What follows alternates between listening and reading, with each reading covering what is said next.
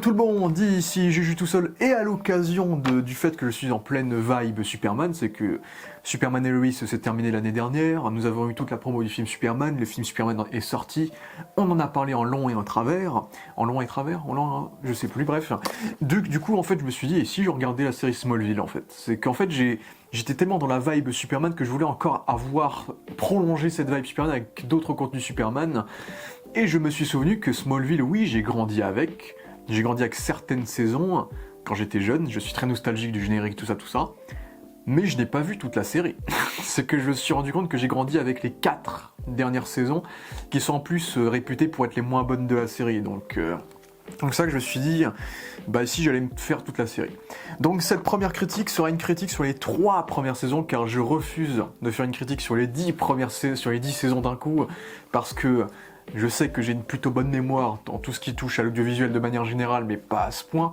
C'est que je pense, depuis que j'ai commencé à mater plein de séries, c'est la série la plus longue que je suis en train de regarder de toutes les séries que j'ai vues. La plus longue, plus ou moins avant, c'était The Walking Dead, mais j'ai arrêté la saison 9, je crois.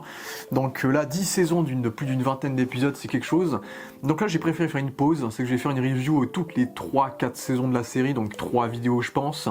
Donc là, je vais commencer à faire une review sur les 3 premières saisons de Smallville. J'ai carrément pris des notes, tellement il y a trop de choses en fait, il y a trop d'épisodes, il y a plein de fillers, il y a plein de concepts différents, il y a plein de personnages. Donc c'est pour ça que je suis assis avec un petit cahier. Donc il y a beaucoup de choses à dire, et Smallville, eh bien, j'ai grandi avec, effectivement, mais avec les dernières saisons, et donc j'ai hâte d'y retourner pour voir si c'est vraiment aussi faible, on va dire, que les premières. Mais je vous avoue, en vrai, je pense que je vais spoiler quand même la saison, parce que c'est une série, c'est 2001-2011, c'est la série des dates, et c'est les 3 premières saisons, donc voilà, je pense pas qu'il y a énormément de choses qui pourraient choquer qui que ce soit. Je pense pas que ce serait un blasphème de spoiler la série de nos jours, donc j'en parlerai en spoilant sous peu. Mais pour vous dire, si vous voulez voir une série une série teenage, quand même, une série teenage durant les années 2000, avec des éléments de science-fiction fantastique, etc., avec des histoires de couple, et des histoires de trahison, d'amitié, etc., Smallville, je pense, c'est pour vous. Si vous kiffez les séries typées années 2000 avec plein de péripéties, et des personnages plutôt attachants et assez variés, je pense que c'est fait pour vous. C'est aussi pour ça que je veux parler de cette série, parce que c'est cette série qui a maintenu la réputation de Superman depuis la fin de la saga de Christopher Reeve. C'est qu'après la saga de Christopher Reeve, les films de Christopher Reeve, il y a eu Lois et Clark dans les années 90 qui a fait revivre un peu le personnage, et ensuite pendant 10 ans, c'est Smallville qui a fait renaître le personnage entre guillemets à la télévision, qui a fait la réputation qu'a Superman à la télévision. Et c'est grâce à ça que maintenant le public également qui aime Superman s'est élargi, parce qu'avec Smallville, le public s'est élargi envers beaucoup de femmes, beaucoup de filles, beaucoup d'adolescents, d'adolescentes. Du coup, Smallville a beaucoup contribué à ce qui est devenu Superman dans la pop culture également aujourd'hui, en créant toute cette audience beaucoup plus jeune et en modernisant, on va dire, un peu le personnage, on va dire. Donc c'est aussi pour ça que je compte en parler, c'est qu'on a eu Superman Returns qui avait été un flop durant la diffusion de Smallville, et donc c'est vraiment Smallville qui a contribué à préserver l'héritage du personnage durant cette période, du coup. Donc c'est pour ça que je vais en parler. Et donc Smallville, c'est très particulier. Smallville, en fait, les premiers épisodes, j'ai beaucoup rigolé, parce que c'est vraiment le cliché de la série Teenage des années 2000. J'ai eu de grosses vibes des Spider-Man de Sam Raimi, en vrai. Surtout la première saison, dans le sens où la situation ressemble beaucoup à la situation du Spider-Man de Sam Raimi, avec le jeune Clark Kent qui va découvrir petit à petit qu'il a des pouvoirs, qui va petit à petit découvrir qui il est, protégé par ses parents, ou oncle et tante, on va dire, et qui est follement amoureux de Lana Lang, qui la regarde de façon un peu gênante, qui est un peu trop fixé sur elle, et c'est un peu cringe. Et bien sûr, tous les acteurs ont 10 ans de plus que l'âge qu'ils sont censés avoir, donc c'est un petit peu bizarre, parce qu'ils sont censés avoir 14 ans, ils ont clairement 12-13 ans de plus. Et à côté de ça, t'as le futur meilleur ami de Clark, qui est un homme riche, fils d'un milliardaire extrêmement populaire, mais aussi assez ambigu dans ses motivations, nous allons dire. Donc c'est vrai que j'ai une grosse vibe des Spider-Man de Sam Raimi en regardant cette série. Et puis la série, ça on peut en parler directement de la mise en scène de manière générale, c'est pas comme s'il y avait des idées de fou dans chaque épisode, mais ça ressemble pour le coup visuellement pas mal au Spider-Man de Sam Raimi. C'est que là, ça se voit que les premières saisons sont shootées en pellicule, c'est qu'on n'était pas encore dans la démocratisation du numérique et donc du digital. Et donc à partir de là, la série est belle. La série est plutôt jolie, c'est que quand t'es dans la ferme des Kent, t'as le petit coucher de soleil, t'as le côté très orangé, puis quand tu vas dans le manoir des Luthor, t'as un beau mélange entre le rouge et les fenêtres plus bleuâtres, et puis quand t'as la kryptonite qui pop, t'as du vert bien clair qui va se refléter sur le visage des personnages, donc t'as des beaux jeux d'ombre, de contraste, comme tout ce qui est bien shooté en pellicule. Donc la série, ça fait du bien de regarder ce type type de série, surtout ça m'a fait quelque chose quand j'ai battu le premier épisode, j'ai fait waouh, de la couleur, tu vois, beaucoup de couleurs. C'est que la série pète vraiment de couleurs, c'est très coloré, c'est assez exposé sur les couleurs qu'il y a, à côté des séries qui sont maintenant shootées en numérique aujourd'hui, qui vont beaucoup jouer sur le clair-obscur, sur les ombres, et parfois jouer sur rien du tout, c'est juste lisse, et c'est juste trop parfait, ça ressemble à une série TF1, quoi. Donc la série est belle, en vérité. Donc il y a ça qu'il faut relever. Les effets spéciaux pour l'époque, faut savoir, étaient assez révolutionnaires. Déjà, je vous recommande, c'est comme ça aussi que j'ai pris mes notes, je vous recommande de lire les fiches Wikipédia de chaque saison de Smallville, car chaque saison a une fiche Wikipédia, parce que vous pouvez retrouver toutes les anecdotes et toutes les idées à peu près majeures qu'ont eu les showrunners, d'ailleurs les showrunners qui sont les mêmes que les showrunners de la série Mercredi. Bon, par contre, que je ne regarderai pas, aucune envie de mater ça. Bah du coup, on voit comment ils ont pu créer la série, quelles étaient les idées de base, toutes les idées de concept qu'ils ont adoptées parmi les épisodes, les personnages cultes qu'ils ont introduits au fil des saisons, etc. Et vous avez aussi des grosses pages sur les effets spéciaux et comment ils ont fait les effets spéciaux de la série. Et la série, même si les effets spéciaux sont souvent très laids, surtout dans la première saison, tu as des effets assez dégueulasses. On va dire, je pense à l'épisode sur le mec insecte, c'était assez moche, la meuf abeille qui se forme un visage avec ses abeilles, c'était assez moche aussi. Mais il faut dire que pour une série télé, c'était assez révolutionnaire comme effet visuel, quoi. C'est que les effets visuels étaient effectivement assez impressionnants parce que si on sortait tout, c'est une série qui s'inspire énormément de la vibe de Matrix également. C'est que les séquences de pouvoir de Clark sont souvent filmées style bullet time, avec la caméra qui va tourner autour du personnage, avec une sorte d'effet de vélocité du personnage qui tourne un peu autour de lui, qui essaie de créer une forme de visibilité de l'air, du vent qu'il crée quand il court vite par exemple, les effets de flou, les effets des rayons, etc.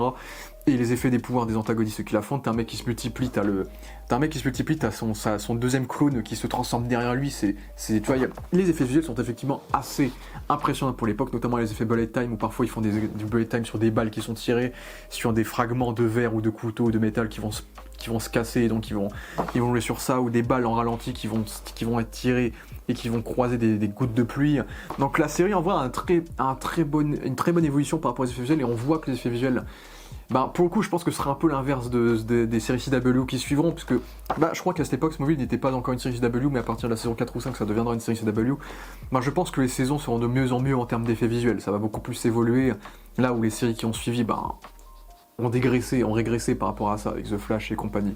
Et c'est ça qui est assez drôle avec Smallville, c'est que c'est là qu'on voit à quel point The Flash, la série, a complètement repris la même structure que Smallville, et c'est ça qui va beaucoup faire rire aussi, c'est que en plus c'est l'intro direct, c'est l'intro de la série, j'étais pas prêt, l'intro de la série, c'est direct le crash de Clark Kent et de la pluie de météorites à Smallville, genre, il n'y a même pas de logo de production, il n'y a même pas un truc, il n'y a même pas une petite introduction introductive qui prend son temps, non, on est vite au bout de l'action, quoi. Ça m'a pris de court, donc vite t'es intrigué, t'es dedans, donc c'était assez marrant.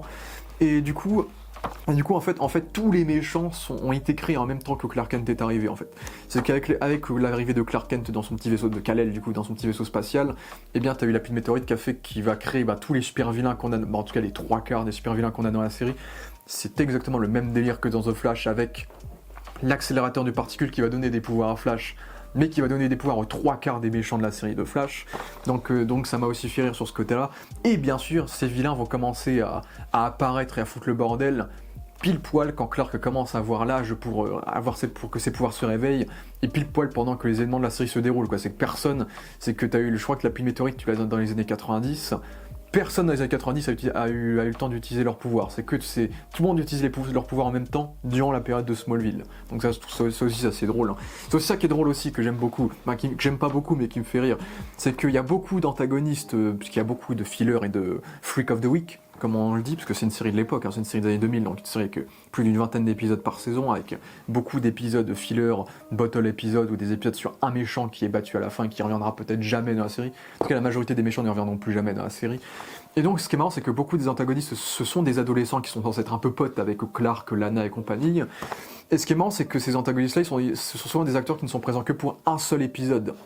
Du coup, c'est trop marrant parce que t'as l'épisode qui est centré sur un nouvel adolescent, tu l'as jamais vu avant dans les 2-3 saisons de la série Smallville, et là d'un coup on te fait croire que le mec il a toujours été dans le lycée, il a toujours été là, il a toujours été pote un peu avec Clark, avec Lana, avec Pete, alors qu'on l'a jamais vu avant, parce que l'acteur il a signé que pour un épisode, mais il est obligé de faire genre qu'il a toujours été là, genre. Donc ça me fait toujours rire, c'est que tous les Freak of the Week tous les Freak of the Week en mode ah ouais lui c'est le roi de l'école et tout, ah bah frère ça fait 2 saisons que j'ai jamais vu sa tronche, parce que l'acteur il est là que pour un épisode parce qu'il va devenir méchant dans l'épisode.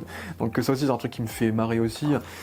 Et puis, si je dois donner mon avis global sur les 3 premières saisons, je dirais que ma préférée est la deuxième. C'est que la une, j'ai eu un peu de mal avec la une parce que la une c'est vraiment filler, quoi. J'ai eu beaucoup de mal avec tous les fillers qu'on s'est tapés, surtout que du coup, la série est assez lente dans le développement de la mythologie de Superman, dans ce côté-là. Parce que déjà, il faut savoir que la série s'inspire directement des comics du Silver Age de Superboy.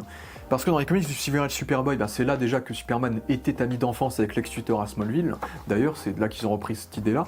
Et en gros, dans ce comics-là, on imagine que Superman, en fait, Clark Kent a porté son costume de Superman quand il était adolescent et que du coup à l'époque il s'appelait Superboy avant de devenir Superman. Et du coup en fait il affrontait déjà des menaces à Smallville dans ces comics là.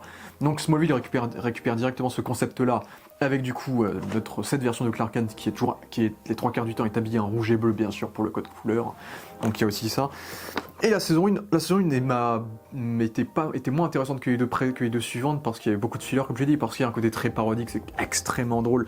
Les bails avec Lana, ça m'explose de rire. Bon, là, ça me fait mourir maintenant, mais la première saison, les 3 quarts des antagonistes se sont obsédés par Lana. Ça m'a beaucoup trop fait rire. T'as le mec... déjà, bien sûr, bon, c'est une série des années 2000, donc tout le monde est beau. Que ce soit les adultes, les ados, les enfants, ils sont tous beaux. Tu vois, ça c'est le truc vraiment cliché années 2000, c'est que ils sont tous beaux, c'est tous des modèles, des mannequins, ou presque des mannequins, en tout cas des personnes qui sont agréables physiquement à l'œil, parce que c'est une série des années 2000. Donc il y a aussi ça qui est très drôle, parce que c'est pas du tout réaliste, mais justement ça crée un petit côté hollywoodien, où du coup, même si la série est nulle, au moins, il y a de... Là je pars en couille, mais il y a des personnes, de belles personnes, on va dire, assez attirantes. Surtout qu'ils ont pas 14 ans dans la série. En vérité, les acteurs n'ont pas 14 ans, donc je ne vais pas culpabiliser, on va dire. Et ça aussi, c'est assez creepy, parce que Lex Luthor, dans cette série, est censé avoir genre 20-21 ans. Et il va devenir pote avec des ados de 14 ans, il va squatter avec des ados de 14 ans. Et dans la série, ça se voit pas, puisqu'ils ont tous à peu près le même âge. Mais quand ils pensent là maintenant, en 2025... c'est quand même assez bizarre comme délire, quand même, maintenant qu'on y pense, donc il y a aussi ça qui est assez marrant, mais genre Lana. T'as le mec insecte, bien sûr, dans l'épisode 2, qui lui, bien sûr, il est moche, il a de l'acné de partout, il est amoureux de Lana, il va devenir beau grâce au délire de la kryptonite qui va le transformer en homme insecte. Il y a aussi Tina Greer, la métamorphe, qui est obsédée par Lana, et du coup, je crois que c'est l'une des rares fois où on nous montre qu'il y a peut-être une forme de transsexualité aussi entre nos personnages, parce que Tina Greer semble avoir une obsession sexuelle avec Lana et avec Chloé. Et les deux personnages semblent ressentir quelque chose par rapport à ça, parce qu'il y a après c'est un épisode sur quelqu'un qui se métamorphose. Donc on peut voir des thématiques, etc. Il y a aussi ça. Donc ouais, il y a cet aspect-là. Il y a Amy Adams aussi qui pop dans la série, qui je crois est jalouse de Lana parce qu'elle est pas très belle. Elle n'est pas très belle et tout. Mais en gros, il y a beaucoup d'épisodes où les 3 quarts des méchants c'est des gens qui sont amoureux de Lana et qui veulent pécho Lana. Et je suis en mode, mais Lana, c'est la seule meuf de l'école, genre, c'est vous foutez de ma gueule. Genre, déjà, même Clark, c'est creepy de fou, c'est que Clark, il voit que Lana, il est obsédé que par elle. Et il y a personne de plus... Lana est très jolie, mais il y a personne de plus ou d'aussi jolie que Lana dans ce putain de lycée. Genre ça devient creepy comme délire. Surtout, comme je vous l'ai dit, j'ai grandi avec les 4 dernières saisons et je connais un petit peu certains aspects des saisons qui suivront. Surtout que je sais que plus tard, Lex Luthor aussi, il aura une relation avec Lana. Et Lex Luthor, là, pour l'instant, il en a pas. Mais on sent qu'il se respecte et qu'il s'apprécie parce que Lex l'aide dans son business quand elle va ouvrir le talon, etc. Donc ça aussi, c'est assez marrant. Quand on sent qu'il y a un début de romance à la fin de la saison 3 où justement t'as Clark avec sa petite fleur qui voit Lex qui dit au revoir à Lana et t'as Lana qui en dit non Clark c'est pas ce que tu pensais et tout et qui part à Paris. Du coup j'ai hâte de voir leur reconstitution de Paris en saison 4. Ça aussi ça peut être marrant, mais ouais, il y a aussi ça qui est cool, c'est qu'il y a beaucoup d'acteurs qui n'étaient pas encore connus à l'époque, ou certains qui étaient un peu connus, qui sont dans cette série. Comme j'ai dit, il y a Amy Adams, qui jouera Lois Lane dans l'univers de Zack Snyder. D'ailleurs, son épisode est assez marrant, c'est que c'est une meuf qui mange trop, qui est en surpoids, et qui boit une espèce de produit de kryptonite qui la rend belle, hein, genre, c'est tellement cliché comme délire. Tu as Tony Todd, pour le coup, qui joue dans l'un de mes épisodes préférés de la saison 1, parce que c'est le premier méchant de la semaine qui n'est pas méchant, c'est un mec qui a lui aussi été contaminé par la kryptonite, et qui en fait c'est un mec bien, c'est un mec qui tue des gens sans faire exprès, qui est mourant, qui a des crises d'épilepsie un peu extrêmes. Et Tony Todd, c'est le premier méchant qui va vraiment démarrer l'intrigue globale de la série, c'est-à-dire le fait que ce personnage-là est le résultat direct des méfaits de Lionel Luthor. Du coup, Tony Todd, c'était très très cool de voir Tony Todd, et encore une fois, paix à son âme, hein, qui était un très bon acteur que j'appréciais beaucoup. On a Shawn Ashmore aussi dans un épisode qui est assez marrant où ils volent les pouvoirs de Clark grâce à la foudre qui vont inverser leurs conditions à eux deux. Shawn Ashmore qui joue Iceberg dans les films X-Men. Et ce qui va être marrant, c'est que son frère jumeau plus tard va jouer Jimmy Olsen dans les dernières saisons de Smallville. Donc ça va être marrant, parce que en plus c'est son frère jumeau, donc ils se ressemblent. Donc je pense que la série a fait, bon, on s'en fout, l'acteur il est bon, on va le prendre, même si son frère qui ressemblait à lui physiquement avait déjà joué un petit méchant dans 2 épisodes des 3 premières saisons. Parce que Shaun Ashmore revient vite fait dans l'épisode de la prison en saison 3 aussi. Tu as Joe Morton. J'étais un peu déçu de l'utilisation de Joe Morton. Joe Morton qui est connu, qui a joué le père de Cyborg dans le Snyder et qui a joué le scientifique dans Terminator 2, qui là, encore une fois, joue le scientifique, qui joue que ça, qui joue le scientifique qui va aider Lex Luthor à essayer de deviner la provenance des pierres, je crois, des météorites de kryptonite, etc. Et lui aussi, lui, ils vont le buter en saison 2, il va avoir un épisode où lui aussi il va avoir les mêmes crises d'épilepsie que Tony Todd, sauf que lui, il va perdre la boule, il va devenir un peu un connard, il va essayer de buter Pete, etc. J'étais un peu déçu de son utilisation, parce que lui, c'est un personnage qu'on voyait dans plusieurs épisodes et qui aidait Lex, puis c'est Joe Morton, c'est pas non plus un petit acteur, et puis je pensais qu'il ferait un lien avec le Dr Hamilton de l'univers de Superman, mais non, en fait, il n'y a aucun lien du tout avec le Dr Hamilton des comics Superman, même si je sais que Hamilton va débarquer dans Smallville plus tard, l'autre Hamilton, du coup. Il y a aussi Anson Mount, qui apparaît dans un épisode de la saison 2, Anson Mount qui a joué Flèche Noire dans le MCU et qui joue aussi dans la série Star Trek, j'ai plus le nom, Strange New World, je crois. Donc un acteur que j'apprécie aussi, Anson Mount, du coup, qui joue un méchant businessman qui était l'ex-compagnon de la meuf de Lex Luthor en saison 2, c'était aussi un délire, ça aussi. Il y a aussi Rutger Hauer, j'étais surpris de voir Rutger Hauer. Donc Rutger Hauer, c'était le grand méchant de Blade Runner, le premier Blade Runner, qui était une sacrée star de cinéma quand même à l'époque, qui a joué dans Batman Begins, etc., qui joue Morgan Edge. Donc là, ça c'était l'un des premiers méchants de comics que Smallville a introduit dans la série, parce que Morgan Edge existe dans les comics et c'est un ennemi de Superman dans les comics. Et j'étais déçu qu'après Rutger Hauer il a pas pu revenir parce que Morgan Edge revient dans un épisode, sauf que là comme Rutger Hauer n'était pas disponible, ils ont dû faire genre qu'en fait il avait fait de la chirurgie esthétique et que du coup il avait complètement altéré son visage et du coup ils ont pris un autre acteur. Du coup ça aussi c'était un délire. Et personnellement j'étais extrêmement surpris de voir Adrianne Palicki dans le dernier épisode de la saison 3 dans le rôle de Kara. J'étais en mode quoi ? Adrianne Palicki a joué Supergirl, Wonder Woman et Mockingbird.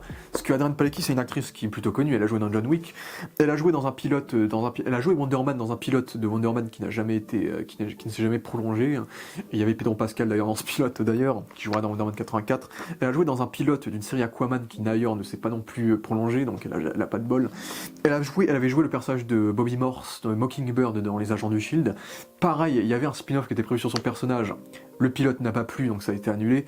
Cette actrice est maudite, elle joue que dans des pilotes annulés, mais j'étais super surprise de la voir jouer le rôle genre de Kara Zor-El dans le dernier épisode de la saison 3. Bon, on découvre qu'elle n'est pas Kara Zor-El, mais c'était giga bizarre, tu la vois débarquer à poil en mode salut Cal, je suis ta cousine et tout. Donc ça va être marrant quand ils introduiront la vraie Kara plus tard dans la série, parce que je sais qu'il y a une vraie Kara qui arrivera avec notre actrice. Bon, on découvre que c'est pas la vraie Kara bien sûr, mais d'ailleurs c'est très marrant parce que je trouve qu'elle joue comme une IA dans son épisode. Elle parle vraiment de façon monotone, en mode Clark, rejoins-nous, tu seras heureux, viens à Krypton. Tu vas aimer notre ville, Jor-El m'a envoyé. Elle parlait comme ça tout l'épisode. Et comment ne pas évoquer, déjà il y a aussi Terrence Stamp, du coup l'acteur qui jouait le général Zod du coup dans les Superman de Richard Donner et qui était un grand acteur qui avait joué dans bien plus de choses que ça, Star Wars, et qui nous a quitté d'ailleurs récemment, qui prête la voix de Jor-El du coup à partir de la saison 2 de Smallville. Donc hommage assez marrant parce qu'en plus sa version de Jor-El est un connard. En vrai c'est très marrant de regarder Smallville après avoir vu le film Superman où Jor-El était un connard et là tu commences Smallville et Jor-El est un connard aussi. C'est le mec qui fait ouais mon fils va conquérir la terre. J'ai fait mais j'ai déjà vu ça quelque part. Du coup c'est l'inverse parce que Smallville est sorti avant. Mais du coup j'ai trouvé ça très marrant. Après je pense qu'il y a des vérités, il y a des choses qui n'ont pas encore été révélées sur Jor-El. On va en apprendre plus sur lui je pense dans les autres saisons parce que j'ai du mal à me dire que Jor-El est un pur connard donc on verra ce qu'ils vont en faire. Mais comment ne pas évoquer Christopher Reeve, bien sûr, Christopher Reeve qui du coup passe la torche à Tom Welling du coup en apparaissant 2 fois en saison 2 et 3 et une pensée à lui qui est décédé du coup et qui devait apparaître dans d'autres saisons potentiellement parce que c'est l'un des premiers personnages mentors de Clark Kent et je trouve ça très cool que c'est lui qui va révéler à Clark Kent sa véritable identité kryptonienne et que c'est lui qui va lui faire découvrir ses origines kryptoniennes en fait, c'est Christopher Reeve. Du coup, et j'aimais beaucoup le fait qu'ils en fassent une sorte d'inspiration à la Stephen Hawking, milliardaire paralysé. Donc on s'est bien servi de la condition malheureusement qu'avait Christopher Reeve à son époque. Et j'étais très content de le voir, du coup ils arrêtaient pas de mitrailler les notes du thème de Superman de Richard Donner du coup dans ces épisodes. Bon, pas que dans ces épisodes, il y a aussi des épisodes qui font référence au thème de Richard Donner. Mais il avait deux bons épisodes, pour le coup Christopher Reeve joue un personnage assez cool, et je sais que Margot Kidder va jouer un personnage relié à lui en saison 4, donc j'ai hâte de la revoir également, qui jouait Lois Lane également dans les films Superman de Richard Donner. Donc c'était un bon personnage, j'aimais bien la séquence qu'il avait avec Lionel Luthor, et le fait que ce soit un personnage qui a peu de scène, mais qui veut que Cal du coup soit prêt pour ce qui va arriver, et qui veut et qui fait tout pour son bien. Donc c'était un bon personnage aussi. Et je vous conseille d'aller sur Wikipédia encore une fois par rapport à ce que je vous ai dit. Mais il y a beaucoup de concepts intéressants dans les épisodes suivants, c'est qu'ils se sont beaucoup servis de concepts à la what if en fait. C'est que ça vous pouvez voir sur Wikipédia, mais par exemple, tu as un épisode qui était très intéressant, qui changeait des autres épisodes, où tu as un personnage qui va découvrir les pouvoirs de Clark en saison 1, un flic corrompu, qui va découvrir ses pouvoirs et qui va le faire chanter. Donc, et si quelqu'un connaissait l'identité de Clark qui essayait de le faire chanter, donc c'était un bon what if aussi. Et si quelqu'un avait eu les pouvoirs de Clark à sa place, donc l'épisode avec Shawn Ashmore, par exemple, et si Clark avait été adopté par les mauvais parents et serait séquestré dans sa maison, il serait coincé parce que ses pouvoirs pourraient le rendre dangereux. Ça, c'était l'épisode avec le mec loup-garou, ce truc-là. T'avais aussi l'épisode d'un mec qui pense être Clark Kent, qui pense que c'est lui le vaisseau qui est atterri sur Terre, sur ce mec-là qui avait des problèmes de mémoire, qui était un épisode sympathique aussi. Et si Clark était témoin d'un cambriolage et il devrait justifier pourquoi il était là aussi. Donc il y a plein d'idées de what if intéressantes par rapport au personnage de Clark, le fait qu'on ait des Clark inversés, des idées comme ça. Donc il y avait des idées comme ça qui étaient plutôt intéressantes dans certains scénarios des épisodes. Après, et c'est pour ça que la saison 2 est ma saison préférée, parce qu'il y a beaucoup moins de ce cas-là, même s'il y en a quelques-uns. Oh, la kryptonite, c'est relou. Déjà, la kryptonite qui fait tous les effets possibles. C'est que la kryptonite, ça peut transformer des gens en glace, des gens en feu, ça peut faire maigrir des gens, ça peut faire en sorte que des gens contrôlent les insectes. C'est un délire, ça m'explose de rire encore une fois. Mais du coup, c'est le point faible de Clark, évidemment. Donc on va le surutiliser parce que bien sûr, déjà Clark, son évolution est très très lente. Hein. C'est que en saison 1, il a développé quoi il a la super vitesse, la super force. Je crois qu'il y a à peu près. Et la supervision. Hein. D'ailleurs, la supervision, bon, c'est une série pour ados. Le premier truc qu'il regarde avec sa supervision, c'est les vestiaires des filles. Hein. Ça aussi, c'est un délire, ça, c'est les hormones, on va dire, c'est ça. Surtout que la série critique aussi la drogue, hein. La consommation de drogue par les adolescents, c'est comme ça que c'est ça la métaphore qui est utilisée par rapport à la kryptonite rouge. C'est le fait que la kryptonite rouge soit une forme de drogue, qui va donc rendre Clark beaucoup plus véhément, beaucoup plus maléfique par rapport à ses parents. Et t'as aussi un épisode où Pete va avoir de la drogue sur son verre, qui va se mélanger avec la kryptonite rouge, qui va faire que tous les amis de Clark vont se transformer un peu en connards aussi. Donc... Et à la fin, lui-même va choisir de prendre cette drogue pour taire sa douleur en fin de saison 2, quand il accepte de quitter sa vie d'avant et de partir en prenant la kryptonite rouge, en devenant un homme nouveau, entre guillemets. Et bien sûr, comme c'est les années 2000, à chaque fois qu'il prend la kryptonite rouge et qu'il se met en mode connard, il met une petite veste en cuir, des petites lunettes de soleil, une petite Harley Davidson, une petite musique un peu rock'n'roll, donc c'est un peu en mode Schwarzenegger, Terminator, le look, donc c'est assez marrant. Et puis c'est très marrant de voir Tom Welling aussi jouer les connards aussi, par rapport au fait qu'il joue un mec bien durant toute la série aussi, donc il y a ça qui est marrant également. Mais putain, la kryptonite c'est relou, c'est que, surtout en saison 1, je crois qu'il n'y a que 3 épisodes sur les 21 épisodes qui ne concernent pas la kryptonite, c'est que quasiment tous les antagonistes sont créés par rapport à la kryptonite. Il y a quelques exceptions, comme l'épisode du chantage justement qui était pas mal, mais le reste, oh putain. C'est pour ça qu'en saison 2 j'étais content qu'il y en ait beaucoup moins d'épisodes de personnages centrés à la kryptonite, mais en saison 3 on est revenu sur des méchants avec de la kryptonite. Il y a eu beaucoup d'antagonistes qui cassaient les couilles avec la kryptonite, que j'ai eu du mal avec ça également, donc bref. Et puis ensuite il va à peu près obtenir un pouvoir par saison, c'est que là, saison 3, plus de 60 épisodes, il vole toujours pas le gars. Il vole toujours pas, on n'a pas fini. Sur 10 saisons, j'ai hâte de le voir voler, parce que là ça commence à tarder on va dire. Mais ouais, parce que du coup en saison 2, il y a un épisode qui est assez hilarant, extrêmement parodique également, où du coup en fait du coup il va avoir le pouvoir du coup de tirer des lasers sur ses yeux, donc d'émettre de la chaleur via ses yeux. Mais en fait c'est parce qu'il est en chaleur dans cet épisode là, parce que il y a une nouvelle prof qui arrive qui est super sexy, et qu'en plus ils leur font un cours sur l'anatomie des rapports sexuels entre animaux, je crois. Mais c'était un délire cet épisode. En plus, ça se terminait avec un mariage avec Lex Luthor et tout. Et du coup, Lex Luthor il se marie 2 fois en saison 2. Donc c'était un délire. Et puis ils ont fait un délire à Daredevil en saison 3, où du coup il va avoir sa super Wii, parce que comme c'est un épisode où il devient aveugle, du coup maintenant ça va réveiller sa super Wii. C'est comme ça qu'il va avoir sa super Wii. Puis ça fait aussi référence à Clark Kent quand il sera reporter du Daily Planet également, quand le fait qu'il ait des lunettes pour plus ou moins cacher sa vision, etc. Donc je trouvais ça marrant d'avoir un petit truc à la Daredevil avec Clark. Et il va également apprendre que ses pouvoirs sont nourris par le soleil rouge, parce qu'il y aura un épisode où il va avoir un problème avec le soleil qui va faire qu'il ne va pas avoir de pouvoir pendant quelques jours. Et en plus, c'est un épisode centré sur Perry White, joué par le GOAT, Michael McKean, Chuck de Better Call Saul, le GOAT. Et je savais, j'avais oublié à peu près, mais je savais qu'il avait joué Perry White dans Smallville, mais j'étais content de le voir. En plus, physiquement, il ressemble, donc c'est un très bon Perry White. J'aime bien à quel point, j'aime bien leur réinvention de Perry White, pour le coup.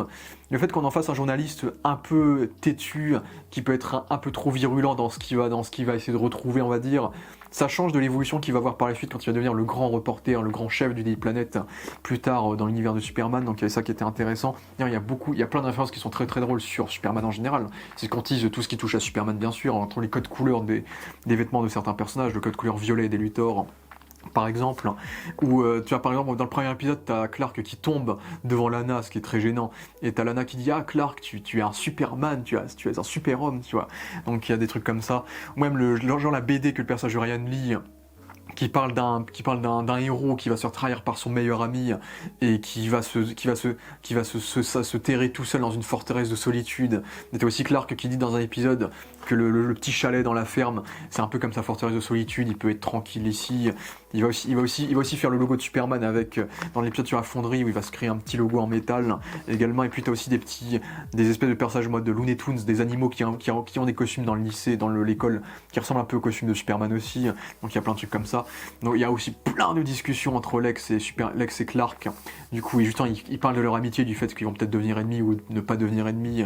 Donc j'ai bien aimé l'épisode sur le point de vue où t'as Lex Luthor qui dit à Clark que la prophétie de la grotte dit que l'homme qui va tirer des lasers sur ses yeux, il va voler, il va peut-être sauver le monde, mais l'homme qui va essayer de le stopper est peut-être le véritable héros parce que il estime que cet individu peut être dangereux pour l'humanité, ce qui est totalement l'état d'esprit de Lex Luthor dans les comics, hein. Donc c'est assez bien respecté également. Donc il y a plein de petites références par rapport à l'univers de Superman qui sont développées, que je trouve assez rigolotes, souvent dans des petits dialogues, donc ça marche assez bien aussi. Et la musique est pas mal, la musique est plutôt... Bien sûr, il y a le générique qui est absolument iconique, hein, je suis très nostalgique de ce générique-là, que Save Me de Rémi Zero, qui revient à la fin de la saison 1 en plus, là t'as le groupe de musique qui débarque également, ça c'est fun. Et la BO de manière générale, c'est une BO qui est très monstrative, si ça se dit, dans le sens où quand il faut du suspense, c'est la musique qui te fait du suspense. Quand tu es dans une situation de danger, bah la musique va imiter la situation de danger. C'est une musique qui illustre parfaitement les situations, quoi. C'est une musique qui fait totalement le taf, qui n'est pas mémorable pour autant, mais qui fonctionne dans ce côté-là. C'est que la série a sa vibe musicale qui est plutôt sympathique. Et puis oui, il faudrait que je parle quand même des personnages, hein. Je n'en avais pas parlé depuis le début, on va dire des personnages principaux. Mais Tom Welling, j'ai toujours eu un peu de mal avec Tom Welling parce que je trouve qu'il ressemble pas vraiment à Superman. C'est que oui, physiquement il est censé ressembler, mais je trouve qu'il a les... On va me traiter comme un con, mais je trouve qu'il a les lèvres trop pulpeuses en fait. Je trouve que ses lèvres sont trop costauds, genre. Je trouve que Superman, pour moi, il a un visage beaucoup plus fermé. Et je trouve qu'il a pas trop la tête de Superman. J'ai toujours eu du mal avec ce délire là. Mais vu qu'il ne joue pas vraiment Superman, et en plus je sais que Tom Welling ne portera jamais le costume, il a jamais voulu le porter, bah ça passe, et je trouve qu'en tant qu'acteur, ça dépend. Bon, de manière générale, il est plutôt bon. En fait, il a un capital sympathie, c'est qu'il joue un personnage qui a beaucoup d'humanité, qui est très sympa, etc. Donc il est assez humain, il est attachant, il est plutôt bon, mais il y a beaucoup de situations avec son personnage qui fait très Tobey Maguire, des situations de gênance ou de romance avec Lana, ou des situations où il doit être complètement changé de personnalité. C'est le personnage de la série qui est confronté au plus de situations.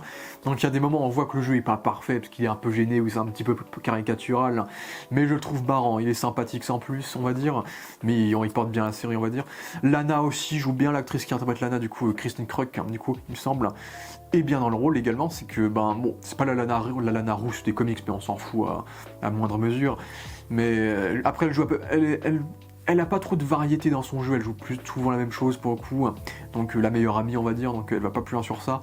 Pete, le personnage de Pete, j'ai eu un peu de mal avec son personnage, c'est qu'il est souvent assez détestable.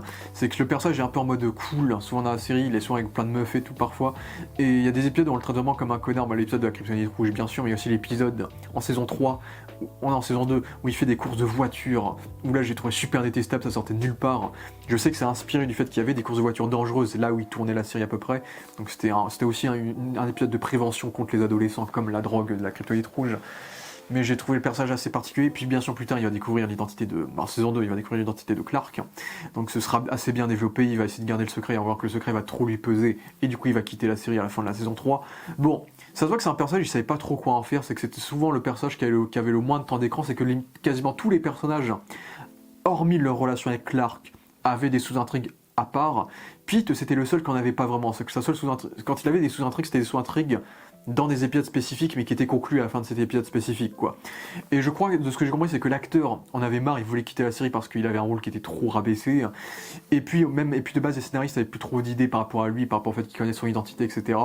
Donc j'ai trouvé que ça restait une bonne conclusion, le fait qu'il se fasse tabasser par le FBI et que c'est à cause de ça, et à cause du fait que sa mère, en divorce avec son père, qu'il quitte la série, donc ça crée une fin un peu abrupte. J'avoue que ça fait quand même très abrupte et ça se voit que ça fait très artificiel la façon dont il quitte la série. Mais bon, c'est une série de 22 épisodes, il y aura plein de cas comme ça dans cette série, donc je me prépare, ce n'est qu'un début, on va dire. Et même Clark, je trouve quand même un peu connard, c'est qu'il est complètement obsédé par elle, alors qu'en saison 1, Lana est en couple avec Whitney. Et Whitney, c'est le quarterback, le beau gosse, super fort en sport, etc. Mais ils en ont quand même fait un bon gars. C'est pas un connard, c'est pas un Flash Thompson, c'est un gars qui est vraiment amoureux de Lana, qui aime Lana, et qui veut être un peu une sorte de héros, une figure héroïque comme son père était, que son père qui va mourir en saison 1. Donc c'est un personnage qui a un bon fond, Whitney, c'est un personnage qui est plutôt cool, qui est assez unidimensionnel, c'est pas un personnage fascinant non plus, c'est aussi pour ça qu'ils l'ont dégagé à la fin de la saison, avec le fait qu'il parte à l'armée, mais c'est un bon personnage, du coup Lana...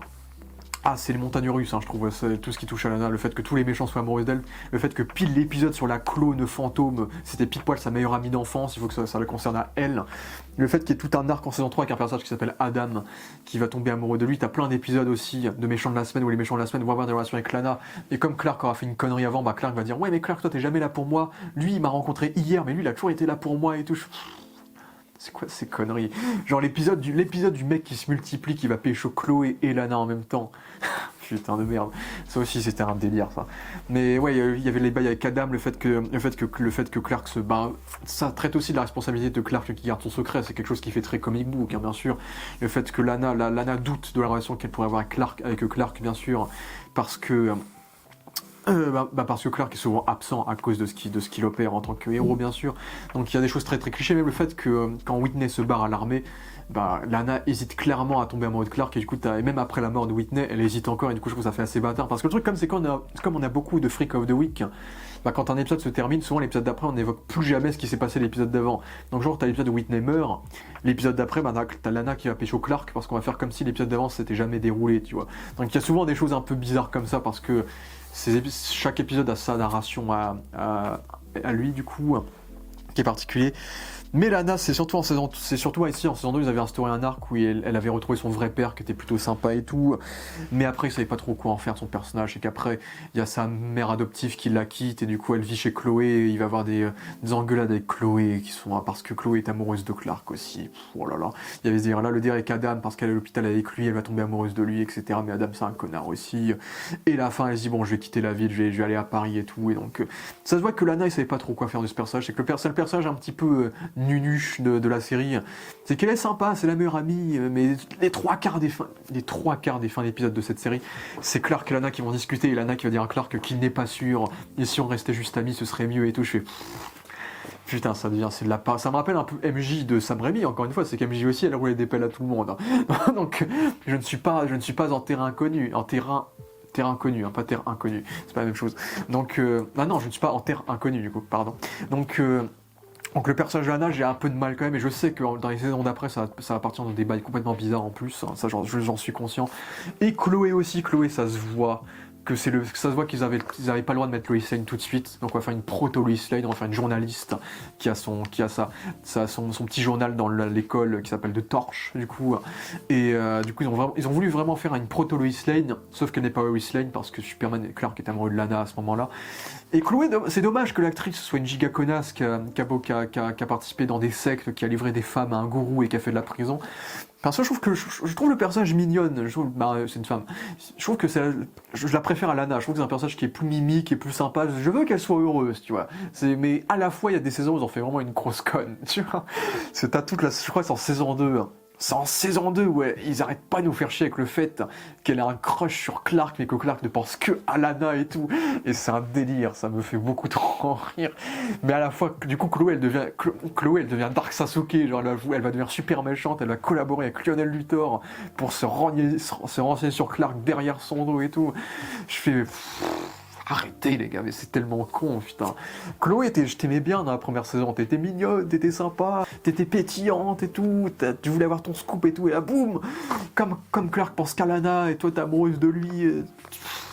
Après, Clark aussi, c'est un connard, il pense qu'à Lana, ce con aussi.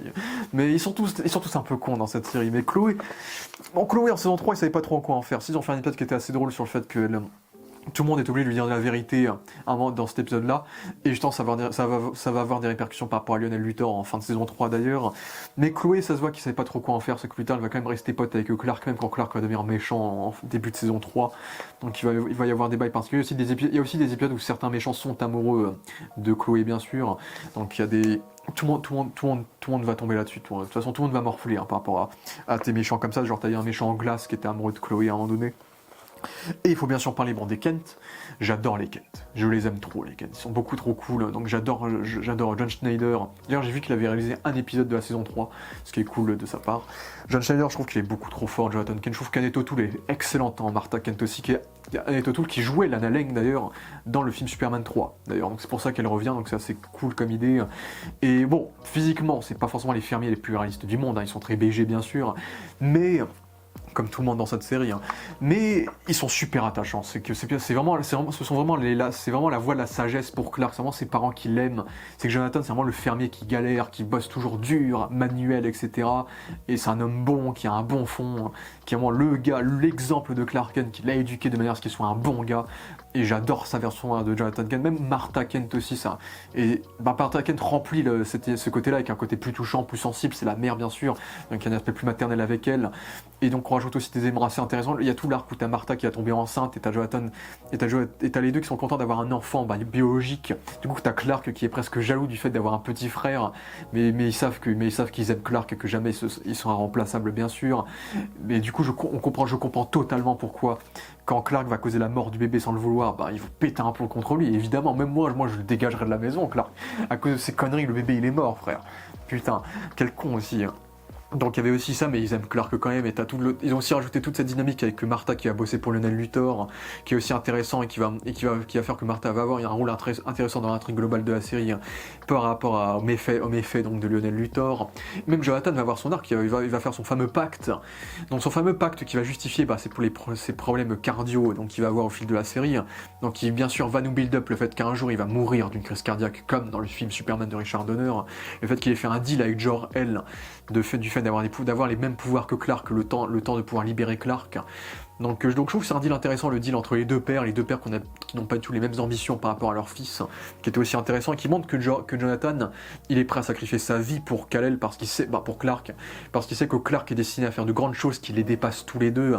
Donc je les aime et j'adore ces personnages, je les aime beaucoup trop. Ce sont déjà mes versions préférées des parents Kent, je les aime beaucoup trop, ils sont beaucoup trop cool. Pour le coup, très très attachants, très bien interprétés honnêtement.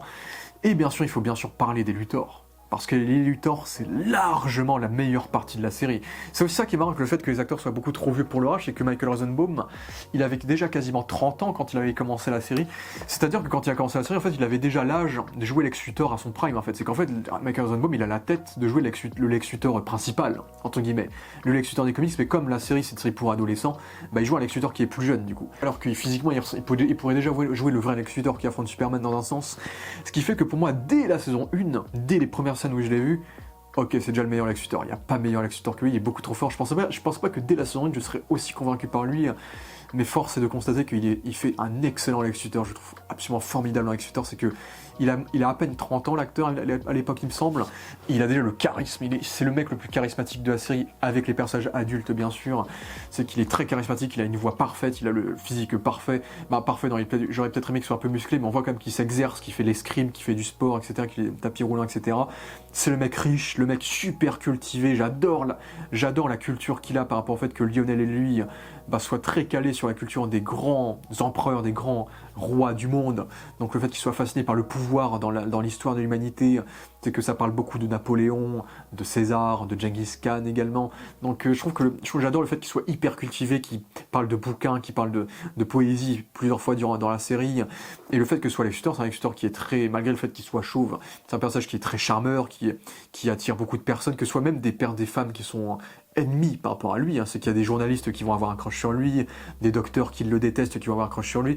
Donc c'est un personnage qui a un charme en plus qui rappelle le Lex Luthor des comics, quoi. C'est que c'est le Lex Luthor charmeur, riche, cultivé, mais qui est également extrêmement curieux et qui veut opérer pour sa propre définition du bien en fait. Et c'est ça qui est intéressant, c'est que je trouve que sa relation avec Clark, bien qu'elle se fait très vite, je trouve en saison 1, je trouve que l'amitié entre les deux se fait très très vite durant la saison 1 et c'est très très bizarre. Surtout comme j'ai dit, le mec il devient pote avec des gosses de 14 ans. Je trouve que l'amitié marche très bien. Je trouve qu'il y a une très bonne relation d'amitié avec Lex et Clark, avec Lex qui va souvent essayer d'aider les Kent, souvent essayer de les enrichir, de leur donner des cadeaux, souvent, et t'as Jonathan qui veut prouver qu'il n'a pas besoin des lutteurs pour réussir dans la vie, etc. Et c'est aussi ça qui est super intéressant, c'est le contraste entre Clark et Lex. C'est que Clark, il a vécu dans la ferme, il n'a pas vécu riche, mais il a vécu avec des parents qu'il aime et qui l'ont rendu très heureux. Là où Lex, il a beau avoir vécu dans la richesse, Lex, il a une vie assez minable. C'est que sa mère est morte, son petit frère s'est fait tuer, on découvrira plus tard comment. Et en plus, son père l'a traité comme une mère de toute sa vie. C'est que son père l'a rendu pensait qu'il était responsable de la mort de son petit frère, et l'a toujours rejeté, l'a toujours éduqué de manière à ce qu'il devienne une sorte de loup comme son père, quoi. Donc c'est un personnage qui est assez touchant et assez attachant dans ce côté-là, mais qui a également l'œil de loup de son père, quoi. C'est un personnage qui n'hésite pas à effectuer des choses assez ambiguës dans cette série, c'est qu'il va tuer des gens. Je crois que c'est le premier personnage de la série, c'est le premier personnage principal de la série qui va tuer des gens pour sauver les Kent, souvent avec un flingue, etc. Et bien sûr, il va être extrêmement curieux sur le fait de découvrir comment Clark l'a sauvé de son fameux accident, quelque chose qui va rester dans la série pour toujours concernant son personnage. Et donc ça va être très très intéressant à développer pour lui, et donc je trouve que c'est un personnage formidable, il porte parfaitement la série, il est très très bon également.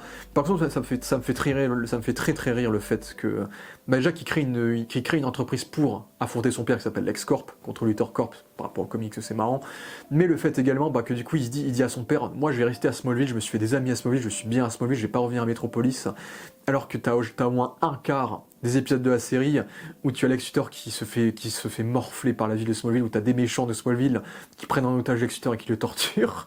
Je dis, je pense que ta vie à Metropolis c'était quand même plus cool qu'à Smallville quand même, mec. Mais bon. Et je crois que j'ai parlé de tous les gros personnages. Et du coup, en saison 1, comme je l'ai dit, j'ai eu du mal avec beaucoup d'épisodes. C'est que, bon, dans le premier épisode, il y avait aussi la référence aussi avec le fait de mettre Clark dans un épouvantail avec le S qui fait Superman, bien sûr. Le fait qu'il soit tatoué en S, qu'il soit scarifié en S par Jor-El également en début de saison 3 aussi, et fin de saison 2 aussi. Donc, il y a plein de refs. Et bien sûr, le fait que t'as l'épisode qui était très sympa, je l'ai trouvé très très sympa, sur le mec qui peut voir la mort des gens quand il les touche. Et quand il touche Clark, il voit la cape de Superman parce que lui, son avenir est limite. Parce que lui peut décider de sa destinée, donc ça c'était intéressant. Et t'avais aussi un petit flashback plus tard, on avait un premier aperçu de Jor-El et de Lara sur l'épisode où il y avait où Clark vivait son premier souvenir, qui était assez intéressant. T'avais l'épisode qui était super parodique sur le coach, super violent, qui a des pouvoirs de flamme, qui devient un connard, etc., qui était assez fun, mais assez con aussi. L'épisode sur l'Oracle, qui était le premier très bon épisode de la série, je trouvais, parce que c'était l'Oracle qui voyait l'avenir de Clark et l'avenir de Lex. Et en voyant l'avenir de Lex, elle meurt en voyant l'avenir de Lex, tellement l'avenir de Lex, c'est horrible. Donc ça, j'ai adoré cette idée-là. Non, t'avais un truc très bizarre avec un vieux serial killer qui rajeunit, ça c'était un truc assez particulier, mais c'était assez marrant. Et donc ouais, c'est intéressant puisque déjà on voit qu'ils ont prédit plein de choses qu'ils vont garder jusqu'à la dernière saison, c'est-à-dire qu'ils ont toujours prévu le fait que Lex devienne président des États-Unis, qu'il soit habillé tout en blanc et qu'il a un gant qui cache l'une de ses mains, laissant penser qu'il aura une main qui sera défigurée à un moment donné, quoi. Donc c'est fou de voir qu'ils avaient prédit ce truc-là dès l'épisode 1 de la saison, dès la première saison, de comment ils avaient terminé l'arc narratif de Lex Luthor plus tard dans la série. Et en plus, il y avait plein de refs. Il y avait le masque de Batman, il y avait le bouclier de Wonder Man, je crois, il y avait plein de refs à DC dans cette séquence où Lex vit l'apocalypse et voit la tombe, et t'as Clark qui voit la tombe de tous ses êtres chers aussi, il y avait ce délire-là aussi. T'avais un mec qui était invisible aussi, qui voulait harceler Lex Luthor par rapport au fait qu'il y ait sa sœur qui soit amoureuse de Lex Luthor, mais Lex Luthor, il est pas amoureuse d'elle. Et du coup, le gars va torturer l'autre meuf de Lex Luthor. Bon, ça c'était extrêmement cheap, hein, en mode, pourquoi tu donnes pas de l'amour à ma sœur, elle est gentille et tout. C'est un adulte, laisse-le aimer qui il veut, frère, arrête, putain.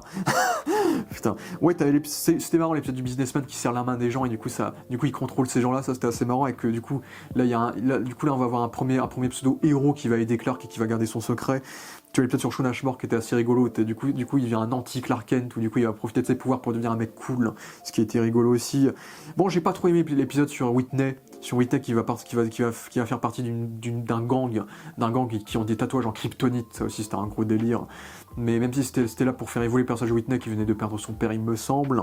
T'avais un épisode sur un mec qui voulait se venger du fait que Lex Luthor aurait apparemment tué la sœur du mec, qui était assez particulier parce que il y a beaucoup de... En fait c'est aussi ça, c'est que la kryptonite dans cette série amplifie les démons des personnages.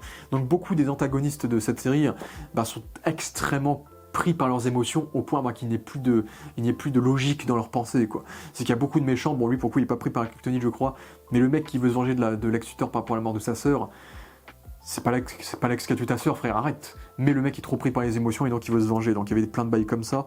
Il y avait du coup l'épisode sur la fleur qui contrôle les gens qui était particulier aussi. L'épisode sur Ryan qui était assez cool parce que Ryan c'était un enfant qui était plutôt attachant, qui lui a des pouvoirs spéciaux, mais on s'est servi de ses pouvoirs spéciaux pour l'exploiter. Donc c'était un peu un what if de Clark qui aurait été mal exploité par ses parents. Et Ryan c'est un personnage qui était assez cool, le fait qu'on ait créé une sorte de petit frère à Clark Kent qui reviendra plus tard. Donc c'était un épisode assez touchant.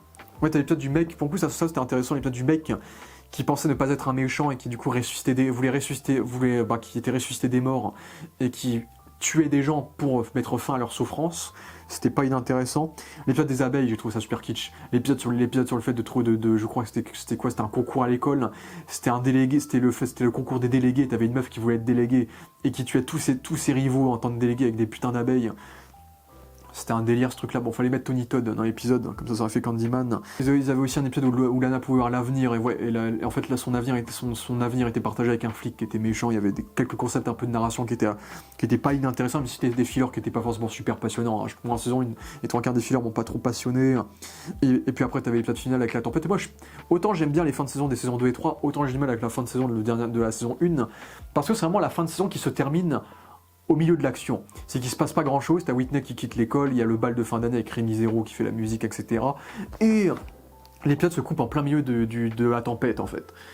Du coup moi personnellement quand j'ai fini la saison 1, j'ai fait ah, ça se termine comme ça, c'est un peu frustrant quand même je trouve, et du coup moi j'ai direct maté l'épisode 1 de la saison 2 après pour savoir quel était le quoi du comment par rapport à cette tempête quoi.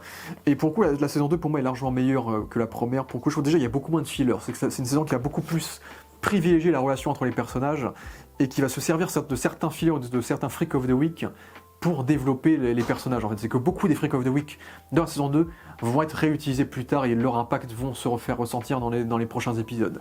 Donc la saison 2 a beaucoup... Dans la saison 2, je pense qu'il y a genre 9-10 fillers, ce qui sur 23 épisodes, c'est pas tant que ça pour Smallville, en vrai, ça va.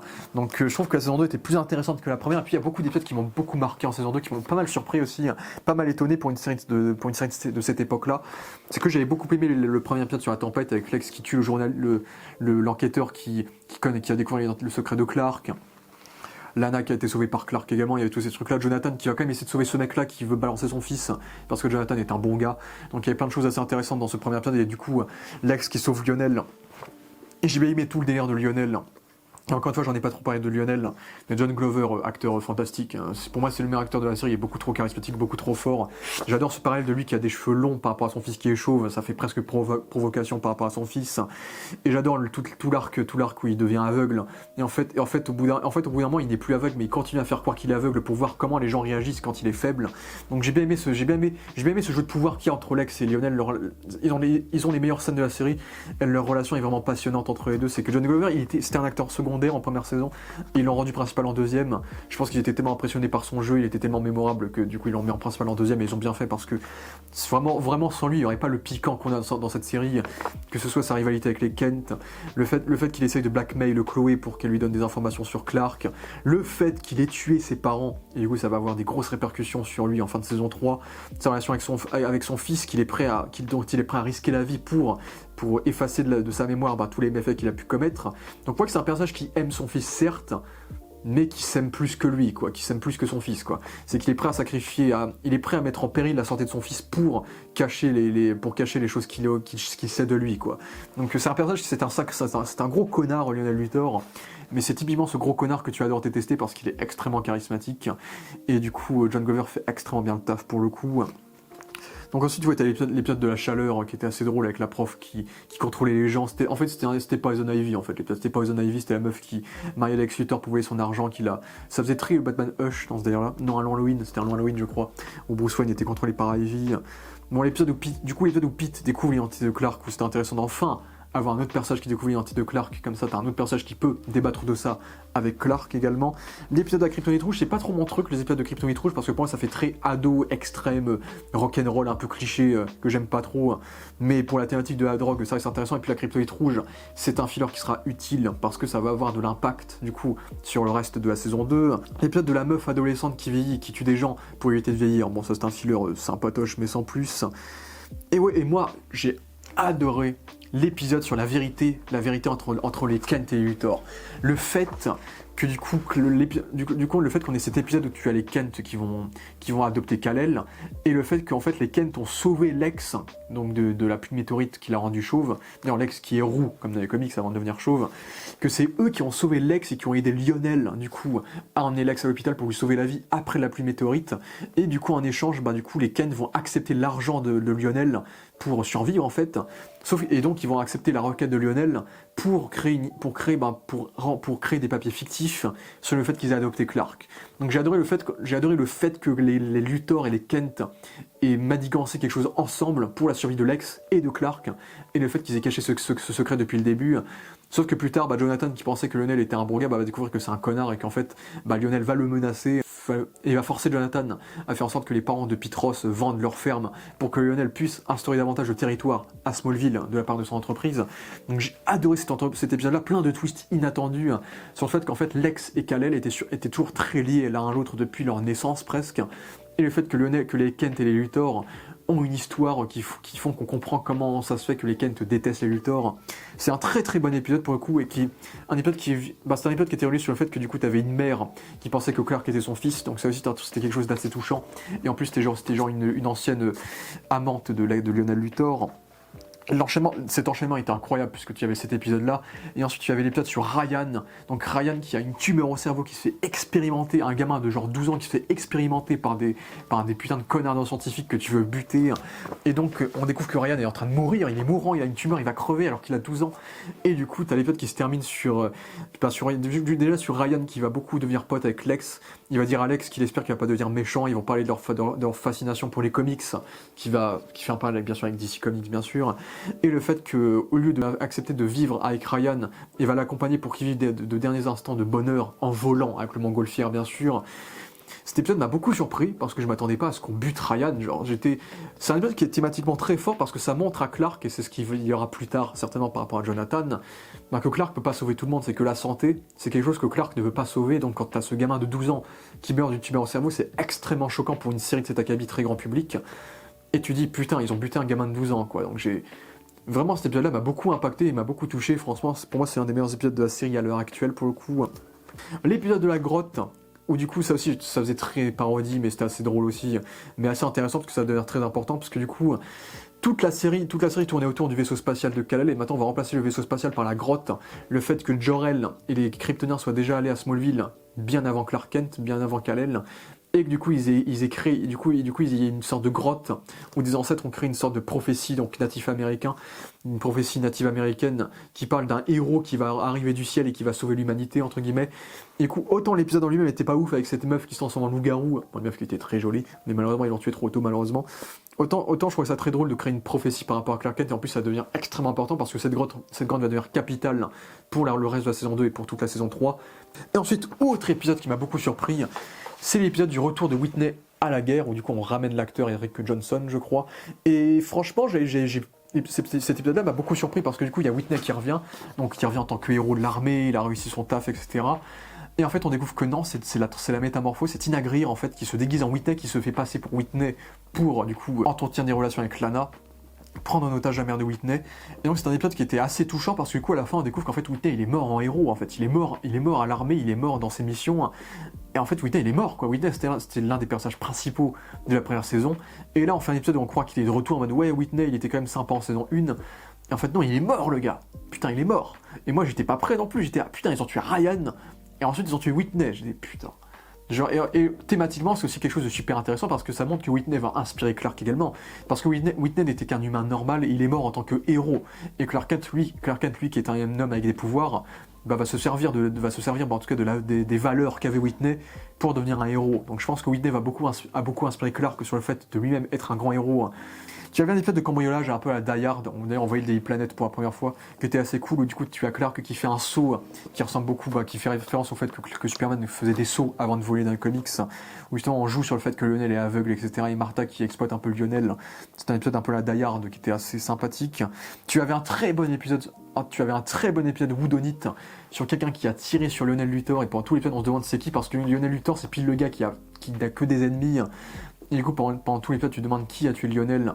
Et du coup, on pense que c'est Lex, on pense que c'est son bras droit, on pense que c'est tel machin, tel personnage, on pense que c'est Jonathan qui était alcoolique, etc. Et à la fin, on découvre que c'était le flic, du coup, le flic qui était présent durant toute la saison 1 qui avait marchandé avec Lionel. C'était un épisode qui, en termes de narration, était très intéressant, très bien fait. C'était un bon concept qui avait bien sa place dans la série et qui montrait à quel point Lionel créait ses propres ennemis. On a cet épisode lunaire sur Lex qui découvre qu'il a un autre frère qui s'appelle Lucas. Bon, l'épisode n'est pas dinguissime, mais jamais Lucas ne reviendra de la série. Jamais on va reparler de lui. Je me suis renseigné sur le Wikipédia de Smallville. Jamais Lucas va revenir. On est pas sur le fait que Lex découvre qu'il a un frère, et jamais ça va revenir dans la série. Genre, c'est n'importe quoi. Donc, c'était un peu bizarre cet épisode-là. Oui, il y avait un épisode sur un virus que tous les personnages commençaient à avoir, et donc ils vont servir du vaisseau pour guérir les gens de ce virus-là aussi. L'épisode sur le fantôme, meilleur petit ami de Lana, qui devient une espèce de petite fantôme gamine qui est en fait une clone. Je sais que les clones, c'est un épisode qui est important parce que les clones vont revenir plus tard dans la série. Je sais que les clones vont avoir un rôle très important dans la série, le concept de clonage. Mais cet épisode un petit peu en mode horreur exorciste, j'étais pas un giga fan de ça, c'est que pour une fois on exploite un peu l'enfance de Lana, on va dire. Donc on avait ça, et puis on avait le final que j'avais trouvé très très cool pour le coup, avec le docteur qui va avoir des pouvoirs par rapport du coup à la grotte, qui découvre le secret de Clark qui va se faire tuer, le fait que tout le monde veut récupérer l'espèce de bouton en hexagone également, et Clark qui se rend compte qu'il a foutu la merde dans sa vie et qui va donc prendre la kryptonite rouge et quitter sa famille. Les showrunners ont beaucoup comparé cette fin à l'Empire, à The Empire Strikes Back, donc l'Empire contre-attaque, et ça, en vrai c'est un peu la tonalité constante, c'est que c'est une fin qui est très négative, donc cette fin de saison 2 avec Clark qui quitte tous ses amis, et du coup Lex Luthor Lex Luthor, on a instauré cette relation qu'il a avec cette docteur durant toute la saison, cette docteur qui va découvrir que Clark n'a pas le même sang que des humains normaux, et donc il va se marier avec elle, et ensuite il va avoir cette accident d'avion en saison 2 qui va laisser la saison en suspens. Et c'est aussi ça qui est un peu décevant avec cette série de manière générale, c'est qu'on va te donner des situations extrêmement importantes et cruciales en fin de saison, et on va vite revenir à la situation initiale dès les premiers épisodes de la saison suivante. C'est que Clark va devenir méchant, il va devenir un connard à Smallville, il va voler de la thune, etc. Il va bosser pour Morgan Edge, qui est joué par Rod Grower. Mais au bout de 2 épisodes, c'est bon, Clark il retourne au lycée, maintenant c'est du Smallville classique, quoi. Pareil pour Lex Luthor, on aurait pu faire un truc un peu à la Lost, où il est coincé sur cette île, où il est en mode Fight Club, il devient un peu taré, il perd la tête, etc. Et fin de l'épisode, des gens le retrouvent et il retourne à Smallville. Du coup, ces situations super importantes qu'on nous pose en fin de saison, c'est réglé au bout de 2 épisodes dans le démarrage de la saison suivante, quoi. Et même pour la saison 3, la saison 3 a une fin extrêmement capitale. Et même là, je pense qu'au bout de 2 épisodes, la situation va redevenir plus ou moins normale et on va revenir sur la série teenage classique, quoi. Donc ça, c'est l'un des points qui sont un peu décevants dans ce type de série-là. Mais oui, du coup, j'ai trouvé le revirement de la femme, du coup, de Lex Luthor très très bizarre. Le fait qu'en fait la femme de Lex Luthor soit une super vilaine et qu'elle a essayé de tuer Lex, j'ai trouvé ça extrêmement bizarre. Je crois que c'était... On voyait qu'elle doutait de Lex durant toute la saison parce que Lex était obsédé par Clark, avait le sang de Clark, etc. Mais j'ai trouvé ça très très forcé, le fait qu'elle soit une super vilaine et qu'elle ait essayé de tuer Lex. C'était un petit peu bizarre comme délire pour le coup. J'ai bien aimé l'épisode sur le mec qui était anti-pouvoir, le mec qui était anti-pouvoir, qui était une espèce de Punisher qui tuait tous les gens qui avaient des pouvoirs, c'était assez stylé comme idée pour le coup. Bon, t'avais un épisode sur une meuf qui apparaissait que dans les rêves de Clark, qui était pas dingue, qui était un petit peu... Ça faisait très Stephen King comme épisode pour le coup. J'ai trouvé l'épisode assez... J'ai pas surkiffé, mais j'ai trouvé l'épisode sur les années 60 avec Jor-El et l'ancêtre de Lana Lang assez intéressant, et le fait du coup qu'ils soient interprétés par Tom Welling et Christine Kruk qui jouent du coup deux personnages dans cet épisode-là. Je trouve que c'est un épisode assez intéressant. On revisite, on va dire, le passé de Smallville avec une reconstitution un peu plus en mode années 50-60, qui était assez cool visuellement. Ils ont plutôt bien fait la reconstitution, où tu as l'ancêtre des Kent, l'ancêtre des Lang, l'ancêtre le maire qui était jeune, etc. J'ai trouvé l'épisode assez cool sur le fait que Jor-El aussi était amoureux des Lang, et que c'est un peu une sorte de malédiction pour les L, on va dire. Donc c'était quelque chose qui était assez marrant.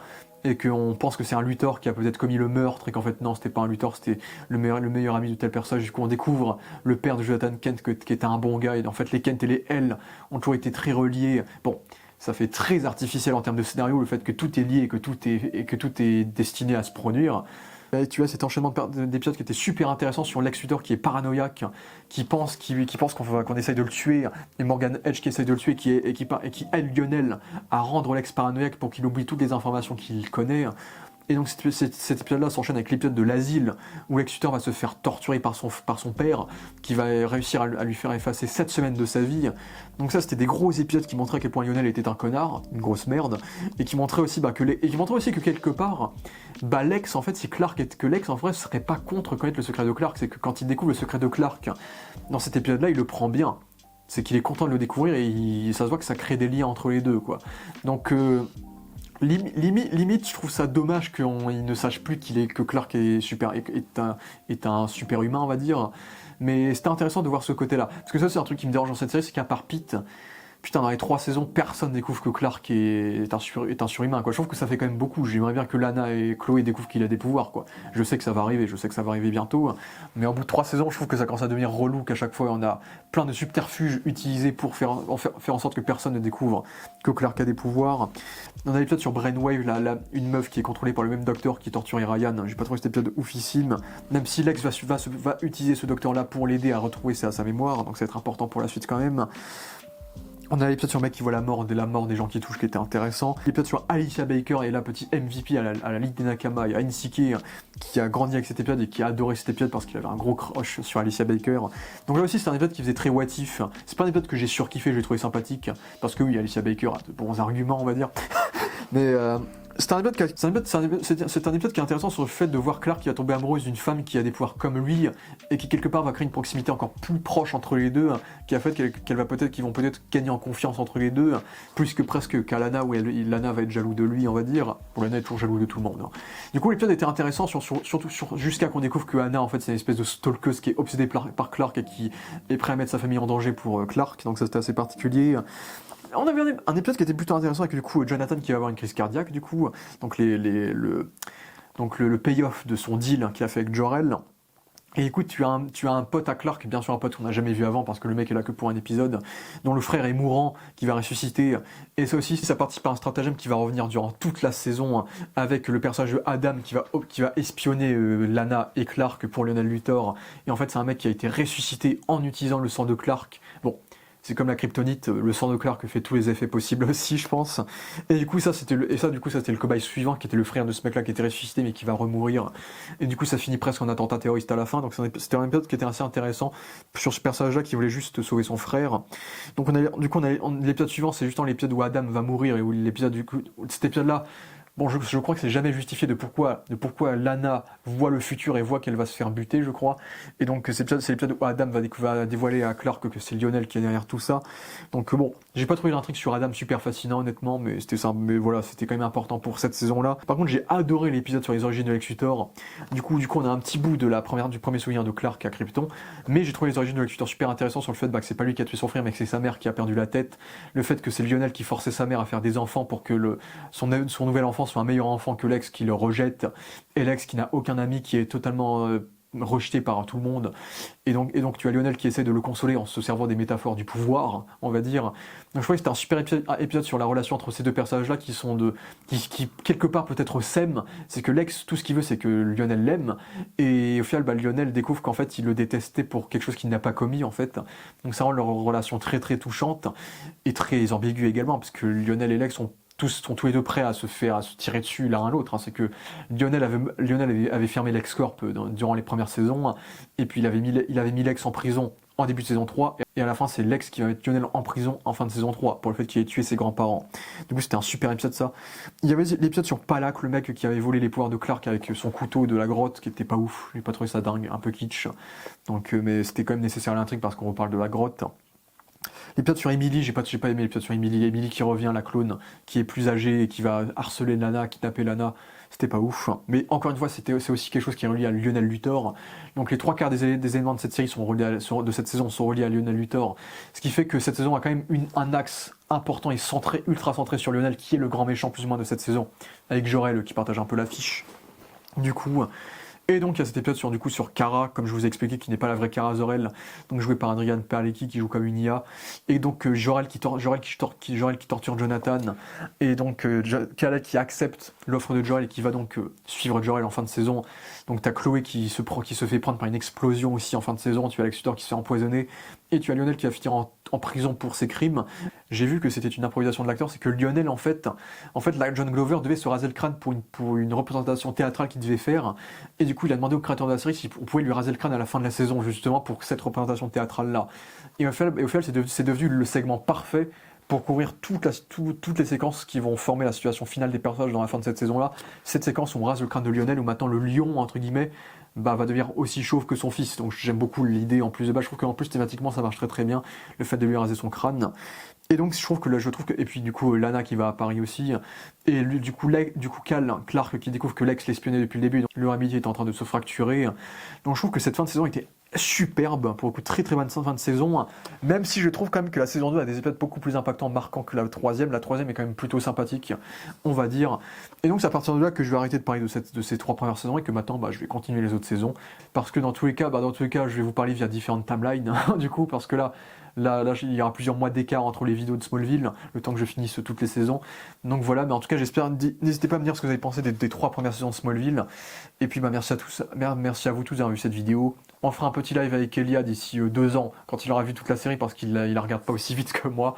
Et puis voilà, merci à tous d'avoir vu cette vidéo, et ciao.